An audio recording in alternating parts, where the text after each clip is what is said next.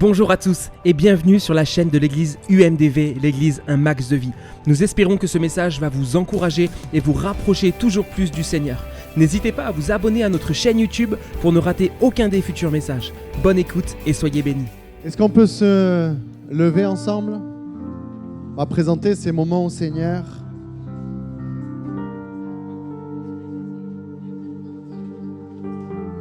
Je vais vous partager un sujet de prière. Il y a mon grand-père, donc le papa de Rebecca, qui est en train de partir, ça y est. Mon papy est en train de partir. Et j'ai appris ça il y a peut-être 1h30, 2h. Et mon papy, c'est lui qui m'a transmis. Avec ma grand-mère, je dis souvent, je parle soit de ma grand-mère et de mon grand-père, m'ont transmis ce goût pour la louange, ce goût pour l'évangile, ce goût pour le royaume de Dieu. Et notre famille a rencontré le Seigneur, et Patrick en a souvent témoigné. L'évangile est rentré dans notre famille le jour où mes grands-parents ont perdu leur fille, celle qui aurait dû être notre tante. Et avec cette phrase que mon grand-père a toujours dit, que Patrick a souvent cité, la consolation a toujours été plus grande que la tristesse. Et on l'a vécu pour ma grand-mère quand elle est partie. Là où ça aurait pu être un terrible drame, c'est un pilier de la famille. Mais la consolation de Dieu a été plus grande que la tristesse. Et là, alors que ma maman m'a appelé tout à l'heure pour me dire, voilà, ça y est, papy, dans 1 heure ou 2, ils vont commencer la sédation parce que tout est pris, tout est embourbé, c'est la fin, quoi. De suite, je me suis rappelé que le dimanche matin à l'église d'Aix, je m'asseyais devant, première place à droite à côté de lui, et on louait Dieu de tout notre cœur. Et alors que je me suis mis à louer Dieu, je me suis dit, mais pourquoi je vais pleurer? Dans 1 heure, ils vont être pour l'éternité à louer Dieu avec ma grand-mère. Je dis, pourquoi je vais pleurer? Je dis, Seigneur, ma prière va, oui. Et le sujet de prière vraiment que je vous demande, c'est pour mon oncle Thierry qui n'est pas encore à Christ, pour mon frère qui n'est pas encore à Christ. Nous pouvons avoir cette consolation qui vient de Dieu. Mais je prie qu'au travers de ces moments-là, il puisse expérimenter ce que nous on a expérimenté. Et vous savez, l'humour de Dieu, je vais commencer par la prédication. Ce soir, je fais les deux, je chante et je prêche. Je vais commencer par la prédication et on peut se rasseoir, on va prier. Mais je vais commencer par la prédication. Je ne sais pas si je peux dire l'humour de Dieu, mais en tout cas, le Seigneur est venu déposer ce message. Certains l'ont vu sur le groupe WhatsApp. Comment va ta bouche? J'ai fait comment vont tes yeux? Et là, je fais comment va ta bouche? Et avec cette thématique, et avec cette pensée forte sur mon cœur, Seigneur, je veux te louer malgré les circonstances. Quand ce message est venu sur mon cœur, je ne savais pas que quelques heures après, j'allais devoir être devant vous à louer Dieu, à entraîner le peuple que nous sommes dans la louange et à apporter ce message. Mais combien je suis encore plus convaincu du message que je vais apporter ce soir. Parce que je l'ai vécu. Souvent, on dit quand on est sur l'estrade, vous savez, quand Dieu envoie des messages à ses serviteurs, on est les premiers impactés par le message. Et là, je suis impacté de plein fouet. Mais combien ce que je vais citer ce soir, j'en suis plus que convaincu. Parce que je l'ai vécu seul dans ma chambre. Amen. On prie ensemble juste pour ces temps et ces moments. Seigneur, merci pour ta présence, Seigneur. Seigneur, merci pour ta présence, Seigneur Jésus, qui est tout pour nous, Seigneur Jésus. Et dans ces moments de deuil, je veux proclamer que tu es le Dieu qui fait passer de la tristesse à la joie, qui fait passer du deuil à la consolation, qui fait passer des ténèbres à la lumière. Et je veux te prier, oui, particulièrement pour toute ma famille.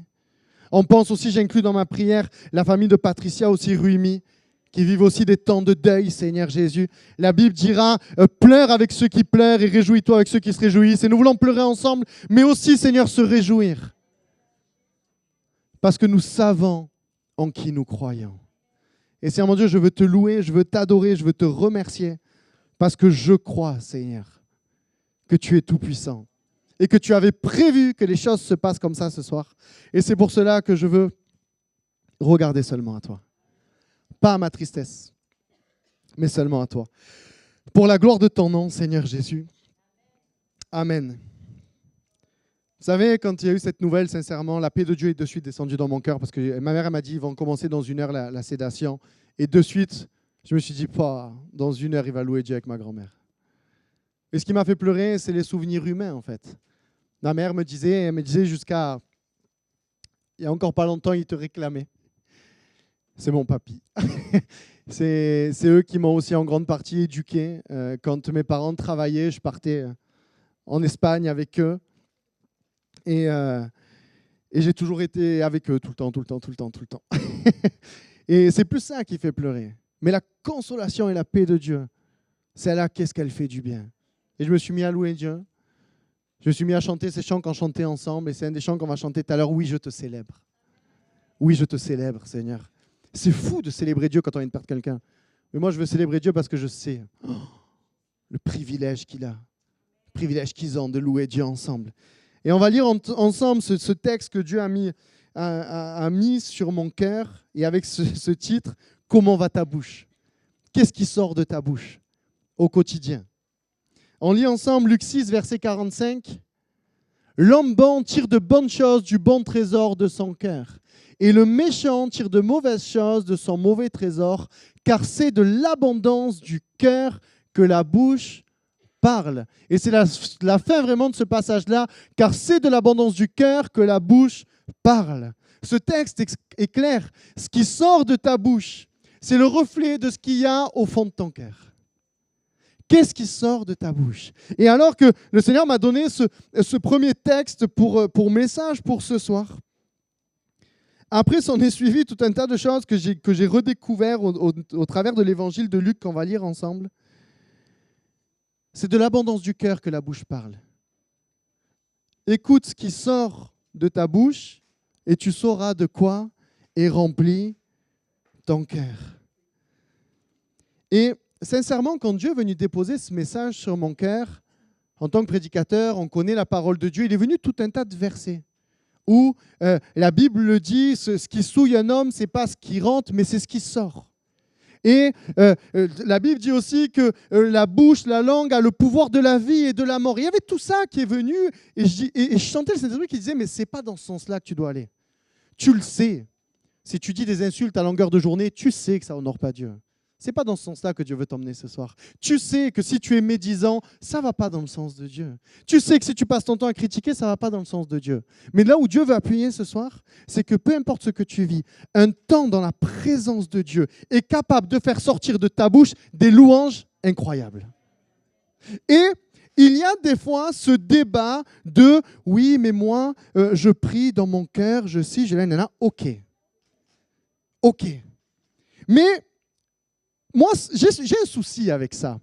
Parce que lorsque tu vas au resto et que tu manges dans un bon resto, ta bouche dit à tout le monde que tu as mangé dans un bon resto, oui ou non? On est d'accord? Lorsque tu regardes un bon film, ta bouche dit à tout le monde que tu as vu un bon film, oui ou non? On est d'accord? Lorsque tu as un bon artisan qui vient chez toi, ou par exemple tu as une clôture à refaire, tout le monde a qu'à la bouche Seb Multiclôture par exemple. Et c'est normal. Lorsqu'on a un bon artisan, lorsqu'on a un bon resto, lorsqu'on a tout un tas de choses, on ne cesse de le proclamer de notre bouche. Pourquoi alors ta bouche ne proclame pas du matin au soir les grandeurs de Dieu? Pourquoi est-ce que là, lorsque tu viens à l'église, dans la présence de Dieu, oui, mais tu comprends, c'est intime ça. Proclame que Dieu est grand. Proclame qu'il est tout-puissant. Proclame qu'il est capable de changer ta vie. Proclame qu'il est capable de changer la vie de tout le monde. Pourquoi tu ouvres ta bouche pour parler d'un resto qui va changer de la vie de personne? Et tu n'ouvres pas ta bouche pour proclamer la grandeur de ton Sauveur. Et c'est dans ce sens-là que Dieu est venu m'emmener. J'ai repris la lecture des évangiles. Et ce soir, on va juste lire le début de l'évangile de Luc. Sur Luc 1 et Luc 2, il y a 8 personnes qui spontanément se mettent à louer Dieu, à prier, à prophétiser, pas parce qu'ils ont vécu quelque chose, comprenez le sens, vous allez comprendre après, d'extraordinaire, juste parce qu'ils ont été au contact de Jésus. Entre Luc 1 et Luc 2, il y a 8 proclamations incroyables de l'Évangile.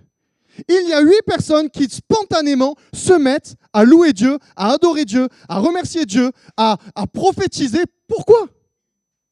Parce qu'il y a un contact avec Jésus. Et ma prière pour ce soir, c'est qu'après, lorsque nous allons prendre les chants, que nous allons commencer à élever le nom de Jésus. Je crois que la présence de Dieu est déjà là.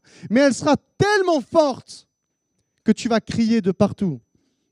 Que la présence de Dieu est tellement forte. Et je crois que ce soir, dans ces temps-là, et au moins, je peux le dire, est-ce que vous croyez que humainement parlant, j'ai envie de louer Dieu ? Non. Mais spirituellement parlant, j'ai envie de sauter de joie parce que je sais qu'un contact avec mon Sauveur est capable de tout changer. Pour moi, Luc 1, 41, c'est pour moi, c'est mon avis. C'est le premier miracle de Jésus. On lit ensemble ? Dès qu'Élisabeth entendit la salutation de Marie, son enfant tressaillit dans son sein et elle fut remplie du Saint-Esprit. J'ai commencé Luc 1 comme ça.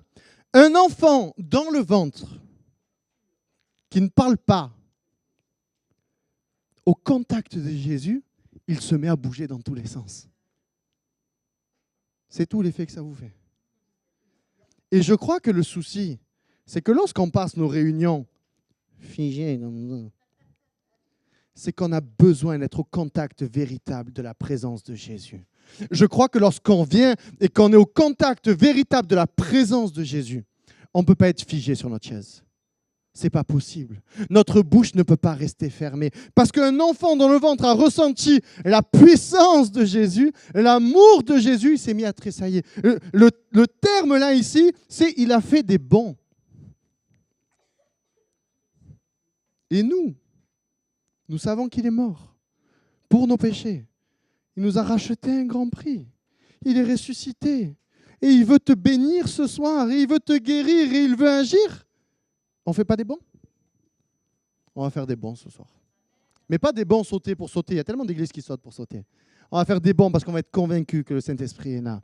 Parce que l'Esprit de Dieu va tellement presser ton corps entier que tu vas faire des bons. Amen. Il n'y a que moi qui suis convaincu de ça. Amen. Ça va. Dites-le parce que je dois aller voir ma famille. Sinon, on accélère et je rentre de suite. Au moment où celle-ci entendit la salutation de Marie, elle sentit son enfant remuer en elle. Elle fut remplie du Saint-Esprit. Luc 1, 41. Premier impact, Jésus est là, ça bouge dans tous les sens. Luc 1, 42 à 45. De suite après, elle s'écria d'une voix forte. Elle n'a pas chuchoté. Elle n'a pas dit « tu comprends ce qui s'est passé ». Elle s'écria d'une voix forte. « Tu es bénie entre les femmes et le fruit de ton sein est béni.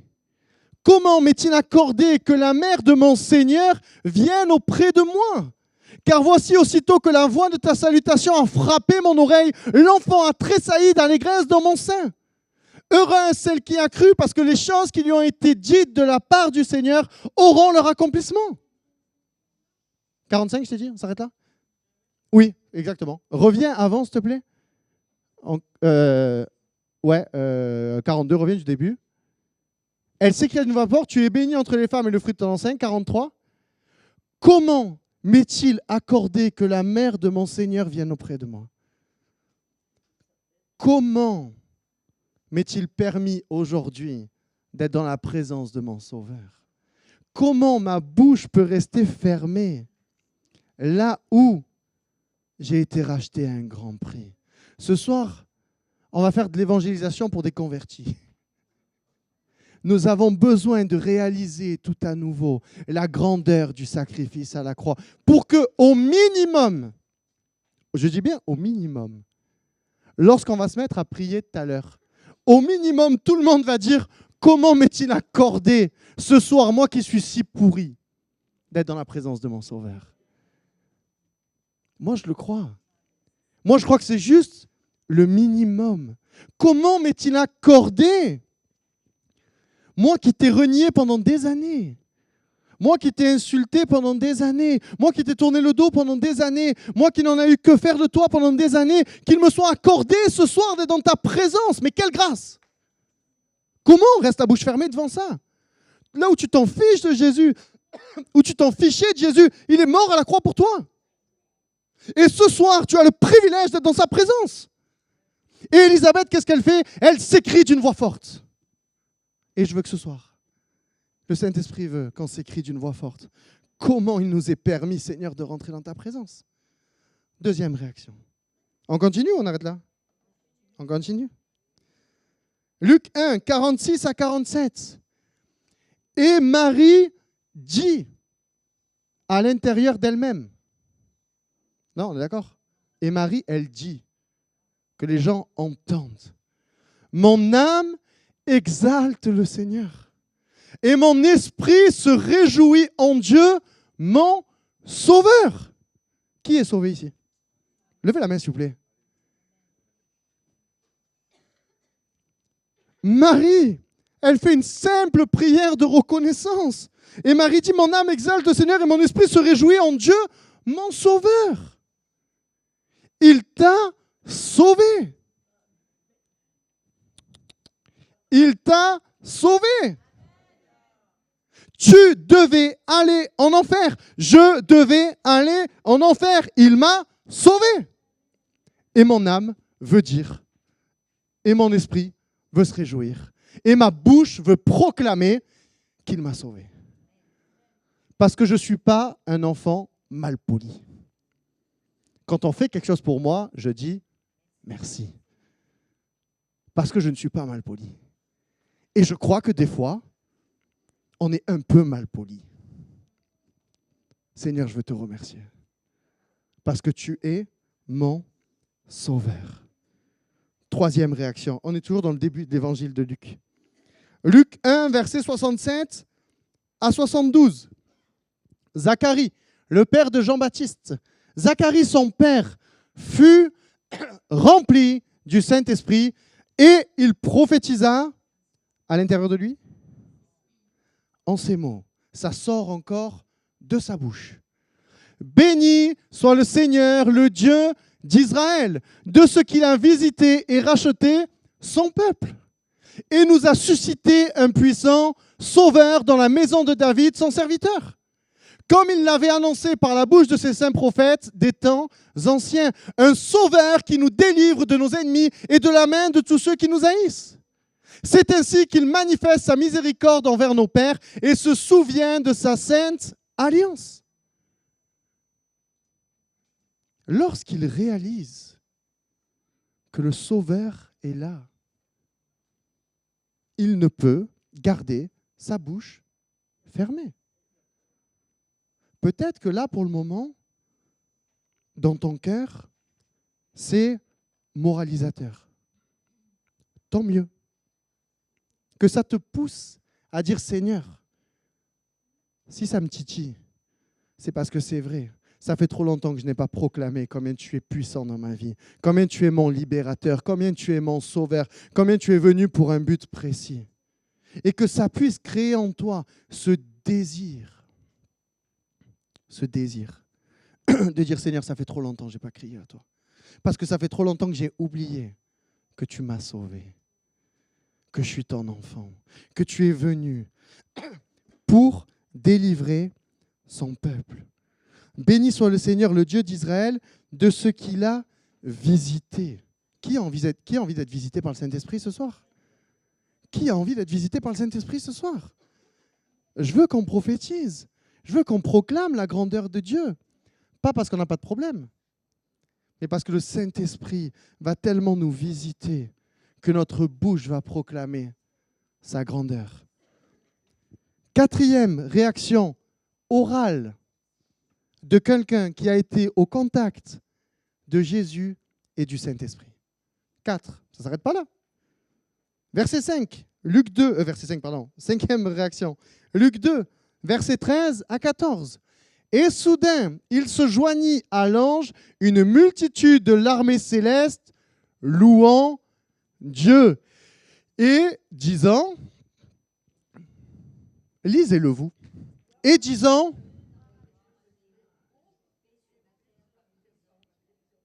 ah, il n'y a que 6 personnes qui savent lire dans l'église, je ne savais pas.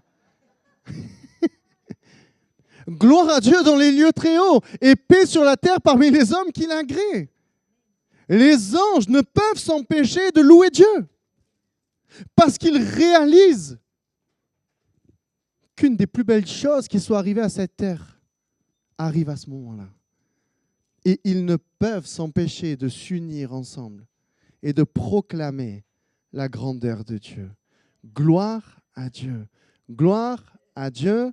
Gloire à Dieu. C'était la 5e réaction. 6e réaction, on continue. Luc 2, verset 20. Et les bergers s'en retournèrent, glorifiant et louant Dieu pour tout ce qu'ils avaient entendu et vu et qui était conforme à ce qui leur avait été annoncé. Les bergers partent en faisant quoi? Oh, c'était une bonne réunion, c'est Michel, tu ne donnes pas de nouvelles. Ils sont partis en louant Dieu parce qu'ils avaient été au bénéfice de la présence de Jésus. Il n'y a que ça qui fait qu'ils partent en louant Dieu. Il n'y a que moi que ça fait bondir ces textes-là. Hier soir, je vous promets, j'étais jusqu'à minuit en train de dire ça, en train de dire, mais le nombre de personnes qui se sont mis à louer Dieu à haute voix parce qu'ils ont été au contact de Jésus, c'est fou. Et nous, on vient ici, il y a 4 personnes qui louent Dieu, c'est grave. On a besoin de faire un check-up de notre cœur pour se dire, mais pourquoi il n'y a rien qui sort de ma bouche? Je vous promets que je suis content. Parce que je suis convaincu qu'on va louer Dieu de tout notre cœur après. Et les bergers ne peuvent s'empêcher. Ils partent en glorifiant Dieu et louant Dieu. C'est quand la dernière fois que tu es sorti de l'église en louant Dieu? Sorti de l'église en louant Dieu. Je me rappelle un jour, Matt Marvan disait, mon rêve, c'est que les gens viennent à l'église en louant Dieu. Amen. Mais moi, je rajoute un rêve au rêve de Matt Marvan. Je rêve maintenant que l'église sorte en glorifiant et louant Dieu. Des fois, on n'a pas fait 2 mètres, que tout est déjà revenu à la surface, oubliant qu'on était au contact et au privilège de la présence de Dieu.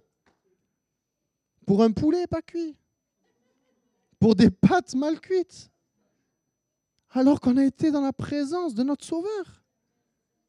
Je prie que l'Église vienne en louant Dieu et parte en glorifiant Dieu. Mais je crois que c'est possible. Parce que s'il l'a fait pour des bergers, il peut le faire pour chacun de nous. Amen. On continue? C'était la 6e réaction. Luc 2, versets 28 à 31. C'est Siméon ici. Il le reçut dans ses bras, bénit Dieu et il dit, maintenant Seigneur, tu laisses ton serviteur s'en aller en paix selon ta parole. Car mes yeux ont vu ton salut. Salut que tu as préparé devant nous, ici, tous les peuples. C'est tout, je t'ai dit jusqu'à 31? Sûrement. Il le reçut dans ses bras, bénit Dieu et dit, maintenant Seigneur, tu laisses ton serviteur s'en aller en paix, selon ta parole, car mes yeux ont vu ton salut, salut que tu as préparé devant tous les peuples, devant nous tous. Ce gars-là a attendu toute sa vie de voir, de vivre ce que nous, on peut vivre tous les mardis, tous les vendredis et tous les dimanches de notre vie. Est-ce que vous réalisez ça? Ça va, oh, j'allais le dire, mais doucement, on ne peut pas aller trop vite non plus. On reprend. mais tu as raison. Mais si on dit trop d'un coup, c'est pas bon. Après, ça fait trop. Quoi. Donc, réalisez que ce gars-là a attendu toute sa vie ce que nous, on peut vivre mardi, vendredi, dimanche. Ça, c'est pour ceux qui n'ont pas trop faim. Moi, Seb, il peut confirmer, j'ai un gros appétit. Ce qu'on peut vivre tous les jours. Ce gars-là a attendu toute sa vie ce que nous, on peut vivre tous les jours. Moi, sincèrement, hier, je disais ça. Je disais, mais Seigneur, pardon. Moi, hier, sincèrement, je dis, Seigneur, pardon pour tous les jours où j'oublie ce privilège que j'ai. Je suis au contact. Ce gars-là, toute sa vie, il a attendu ça. Quand il a vu ça, il a dit, ça y est, je peux partir en paix. Et nous, on peut le vivre tous les jours. Et on néglige ça. Et oui, je peux le dire, des fois, on crache dessus. Des fois, on va préférer faire tout un tas de choses plutôt que de venir prendre un temps dans la présence de notre Sauveur. C'est grave. Soyez en colère contre moi, rien à faire. C'est grave parce que c'est réel. Tous les jours, on peut être au bénéfice de notre Sauveur. Tous les jours, on peut dire, ça y est, mon âme est en paix. Je vais bien, je peux prophétiser, je peux parler de la part de Dieu, je peux aller annoncer cette bonne nouvelle de partout parce que lui, il a attendu et moi, je peux en bénéficier tous les jours. C'est grave. Et quand même, le Saint-Esprit est attristé lorsqu'on néglige cela. On continue ? Anne, la 8e personne, étant survenue, elle aussi, Anne qui était prophétesse, étant survenue, elle aussi, à cette même heure, elle louait Dieu. Et elle parlait de Jésus à tous ceux qui attendaient la délivrance de Jérusalem. Loan, tu peux revenir s'il te plaît. On a sur les 2 premiers chapitres de l'évangile de Luc, simplement 8 personnes qui ont été, j'ai 8 personnes, vous avez compris, il y a la multitude d'anges aussi là-dedans. Enfin, il y a 8 interactions qui se font entre des gens qui sont au contact de Jésus, au contact de la présence de Jésus, et pour qui leur bouche ne peut rester fermée. Comment est-il possible que notre bouche reste si souvent fermée? Je crois qu'on a besoin de vivre un temps particulier dans la présence de Dieu ce soir, pour que ce message qui peut paraître moralisateur devienne révélation, devienne complètement vivant. Seigneur, pardon parce que c'est vrai, ma bouche reste fermée, parce qu'en fait, j'ai oublié le privilège que j'ai. Seigneur, pardon parce que ma bouche reste fermée, parce que je suis focalisé seulement sur mes fautes, sur mon péché, sur qui je suis. Dieu veut te faire grâce ce soir. Souvent, notre bouche reste fermée parce qu'on sait les mauvaises pensées qu'on a eues, même les fautes qu'on a faites. Mais Jésus attend qu'une chose, c'est que tu cours dans sa présence, les bras grands ouverts. Arrête de réfléchir au pourquoi tu ne loues pas Dieu. Viens simplement dans sa présence. Vous savez, je vous le dis sincèrement, je l'ai vécu tout à l'heure. Quand ma mère me disait, ton grand-père t'a réclamé, etc., dans ma tête, il s'est passé tout un tas de choses. Punaise, j'aurais dû passer hier, j'aurais dû passer avant-hier, j'aurais dû ci, j'aurais dû là. Mais après, je dis, Seigneur, je viens dans ta présence. Seigneur, je viens te louer. Seigneur, je viens t'adorer. Et je me suis souvenu de ce qu'ils m'ont laissé comme héritage. Loue Dieu en toutes circonstances. Va dans sa présence en toutes circonstances. Et c'est pour ça que on va louer Dieu ensemble ce soir. Sincèrement, je ne sais pas à quelle heure la soirée va finir. Sincèrement, soyez à l'aise de rentrer pour ceux qui veulent. Soit de rentrer chez vous, soit de rentrer dans la présence de Dieu. Mais que ce soir, nos cœurs se déchirent devant Dieu. En disant, Seigneur, pardon parce que j'ai tellement négligé ta présence. Pardon parce que j'ai tellement, sous couvert de bienséance, je n'ai pas élevé ma voix vers toi. Mais quand je regarde à la lumière des Écritures, combien Dieu attend ta louange. Dieu attend ta louange. 8 fois, en même pas 2 chapitres de Luc, 8 fois des personnes se mettent à crier à Dieu, à remercier Dieu, à glorifier Dieu. Et on va prendre ce premier chant qui dit « Oui, je te célèbre ». Oui, je te célèbre. Vous savez pourquoi « Oui, je te célèbre » on va le prendre? Parce qu'à la fin, il est dit ces phrases. « Je ne saurai jamais le prix que tu as payé. » Je ne saurais jamais. On a réalisé le sacrifice de Jésus à la croix, mais je crois que véritablement, on ne pourra jamais mesurer la grandeur de son sacrifice. Juste pour toi, pour toi, pour toi, pour toi, pour moi. Juste pour qu'on n'aille pas en enfer. Seigneur, je ne saurai jamais le sacrifice. Je ne pourrai jamais réaliser, Seigneur Jésus. Et j'aimerais que ce soir, il y ait de la liberté. La liberté pour celui ou celle qui peut-être se rend compte. Est-ce qu'on peut fermer nos yeux ensemble? Que oui, Seigneur, pardon, ça fait trop longtemps que je ne suis pas rentré dans ta présence. Que ce soir, on soit vrai devant Dieu. Dans la présence de Dieu, on est tous pareils. On est tous pécheurs.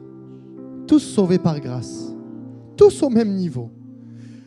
Que tes péchés hier ou avant-hier, si tu demandes pardon à Dieu, tu es au même niveau. Que celui qui a envie de se mettre à genoux, se mette à genoux. Que celui qui veut se mettre debout, se mette debout. Que celui qui veut, comme Jean-Baptiste, sauter de joie dans le ventre, comme il l'a fait dans le ventre de sa maman, saute de joie. Mais ce soir, on ne veut pas créer de l'émotion, mais on veut qu'il y ait seulement la présence de Dieu qui descende. De vrais adorateurs en esprit et en vérité. Et je veux te dire, Seigneur, oui, je te célèbre. Oui, je te célèbre, Seigneur Jésus. Oui, Seigneur Jésus, je veux venir devant toi et te demander pardon pour toutes les fois où j'ai négligé ce que Siméon a attendu toute sa vie. Tous les jours, Seigneur. Je veux venir dans ta présence, Seigneur.